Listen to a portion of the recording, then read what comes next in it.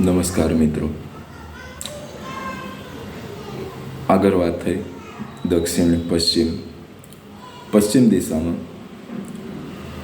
પશ્ચિમ દિશા એક અસ્ત થાય છે, સૂર્યાસ્તની દિશા છે.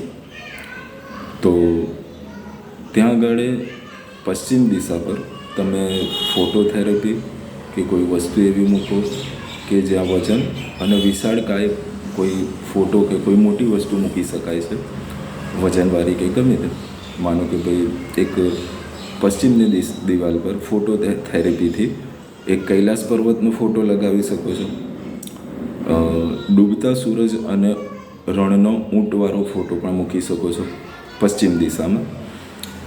અને બીજું તમે ત્યાં મૂકો છો ત્યાં આગળ એ જગ્યા પશ્ચિમની તમને એટલું નુકસાનકારક નથી, પણ ધ્યાન રાખવા જેવી બાબત તો છે જ કે અસ્ત છે કે જે કંઈ પણ તમે કરતા હોવ જીવનમાં, ઉઠવા બેસવાનું, ખાવા પીવાનું, ભણવાનું, છોકરાઓ હોય તો એમનો સૂવાની જગ્યા, દરેક પ્રકારની વસ્તુ પશ્ચિમમાંથી પણ બચવું જોઈએ. કે સારી રીતે સારી ગોઠવણ કરીએ તો ઘણા બધા લાભ મળશે. પછી આવે છે પશ્ચિમ અને ઉત્તરનો ખૂણો, વાયવ્ય ખૂણો જેને કહે છે, એ ચોથો ખૂણો થયો આપણા ઘરનો. તો વાયવ્ય ખૂણામાં વાયવ્ય ખૂણો વાયુ પ્રદાન કરે છે, હવા, એર સર્ક્યુલેશન માટે બારી હોવી જોઈએ, દરવાજો પણ હોય તો સારું છે. અને વાયવ્ય ખૂણાનું મહત્ત્વ વાયુ, પવનદેવ પણ છે. તો એ એરિયાને સાફ, ચોખ્ખું અને બારી, વેન્ટિલેશન, ગેલેરી કંઈ પણ બનાવી શકો, પણ ત્યાંથી હવાની અવર જવર રહી શકે.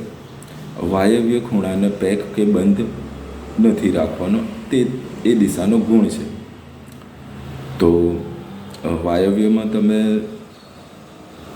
જો ઘરની બીજી કોઈ જગ્યામાં તમે બનાવી શકતા હો કે બનાવી રહ્યા છો કે બની ગયેલું હોય તો ત્યાં બાથરૂમ પણ યુઝ કરી શકાય છે, એમાં કોઈ બાદ નથી વાયવ્ય ખૂણામાં.